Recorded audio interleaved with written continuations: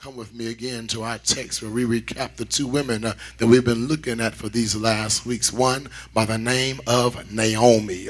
Naomi, once upon a time in her life, she lived in Judah. In a real sense, she was in God's hand. But storms broke out, trials and tribulation broke out, hurricanes came, tornadoes began to brew, and she makes the mistake and says, I'll leave and go towards Moab. I said something, you missed it, so I'll give it to you again. And once upon a time, Naomi was in Judah. In a real sense, she was in God's hand, but storms and trials and tribulations broke out in her life. Hurricanes came, tornadoes came, and she made the mistake of moving from God's hand, which was Judah, to Moab. I said something, you're not getting it. At once upon a time, Naomi was in God's hand. I know what you're thinking. How can you be in God's hand and storms and trials and tribulation still break out in your life? Please don't be naive this morning. You can be saved, sanctified, have a seat in the kingdom, and storms and trials and tribulations will break out in your life. You can fast, you can pray, you can tithe, you can offer up an offering, but trials and tribulation will still come knocking at your door. I don't care who you are. I don't care what you have. Troubles and trials and tribulation have a way of finding you. They'll seek you out and they'll come knock on your door, come inside, take a seat on your couch, and have the audacity to kick up their feet on your coffee table. I don't care who you are. Trouble will come into all of our lives. You can be saved and sanctified and still have problem paying your bills every now and then. You can be on your way to heaven knowing that you have a seat in the kingdom and still you find yourself needing some gas money so you can get to work. Trials and tribulation will find all of us.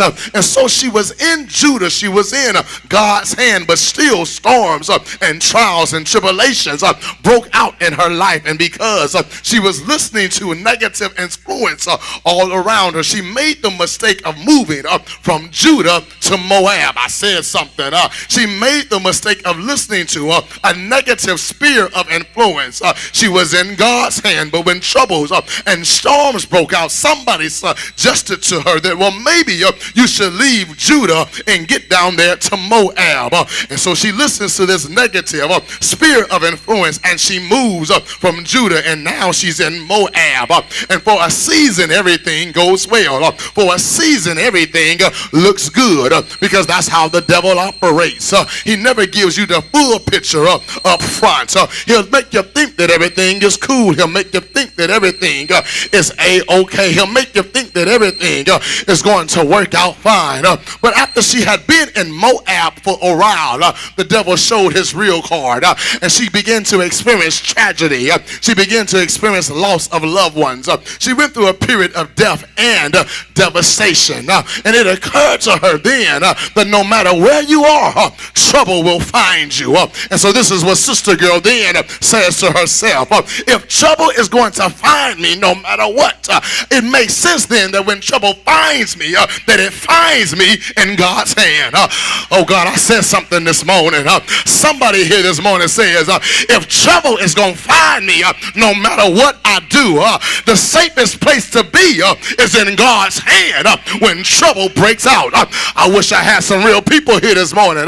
This is the only reason I haven't slit my throat is because I'm in God's hand. The only reason I haven't thrown in the towel yet is because I'm in God's hand. The only reason I can take a licking and still keep on ticking is because I'm in God's hand. The only reason I got gas bill and electric bill and light bill due, gas cable, all that due, and I can still smile is because I know the Lord will make a way somehow, because I'm in God's hand. The safest place to be when a storm is breaking out in your life is to be in God's hand. Tell somebody, you better stay in God's hand.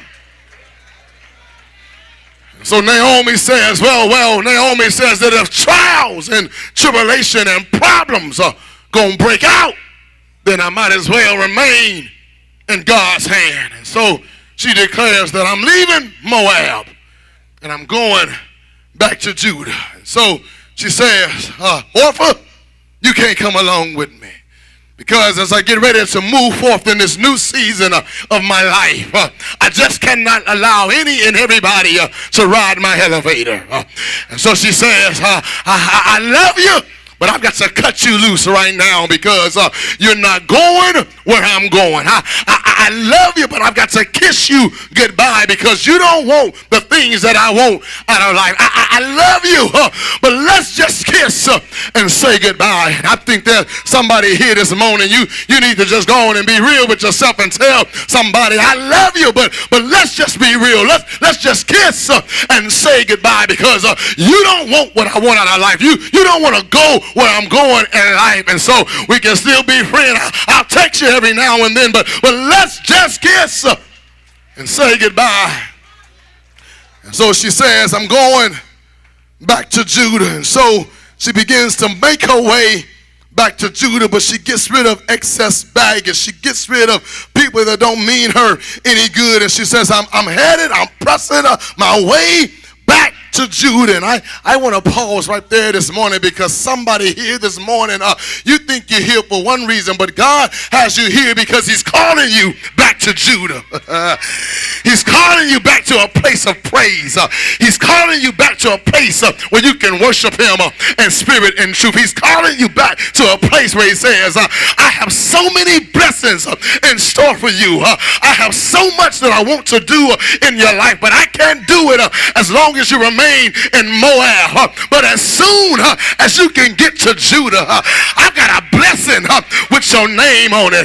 Is there anybody here this morning that believes that God is not through blessing you yet, that God has a blessing with your name on it? Look at your neighbor and say, neighbor, shoot, he talking to me. There's a blessing with my name on it. High five somebody else and say, neighbor, there's a blessing with my name on it. And God is calling me back to Judah. You think you're here because you read a newspaper article, but you're here because God is calling you back to Judah. You think you're here because what you heard on the radio, but God has you here this morning because he's calling you back to Judah. You think you're here because somebody told you what was going on today, but ultimately God has you here in the right place at the right time in the right position to let you know I've got a right now blessing with your name on it, but I need you to come back to Judah. Come back to the place of praise. And so Naomi says, I'm going back to Judah. And so as she's coming into Judah, they begin to look up and say, there go Naomi. And some of them are laughing at her because it looked like she's had to suffer defeat. Some of them are laughing at her saying, I knew she was going to make it. Some of them are laughing saying, I thought she was so saved and sanctified. But Naomi says, all that really doesn't matter to me. All I know is if I'm going to get what God has for me, I've got to get back to him. And that's what I want to tell somebody this morning. Don't let no crowd hinder you from getting back into the presence of God. Don't let no laughing hinder you from getting back to the presence of God. Don't let no remarks hinder you from getting back into the presence of God. In fact, Naomi says, please don't call me Naomi because that means pleasant. She says, I've experienced so much pain in my life. Call me Mara. Bitter because I've gone through some valleys. Bitter because I've had some trials. Bitter because I've had to cry myself to sleep at night. Bitter because I've had more bad days than good days. Bitter because while I'm turning around and the government is bailing everybody out, I can't get nobody to bail me out. Bitter because my neighbors, instead of having for sale signs, have foreclosure signs. Bitter because gas, it went up high, then it dropped down low, but now it's rising back up again. Call me bitter. Call me bitter because I've had to go through some things. But yet she says, in the midst of my bitter, I still believe God has a blessing for me. Is there anybody here this morning that says, despite what I'm going through, despite what I'm dealing with today, I still believe God has a blessing for me?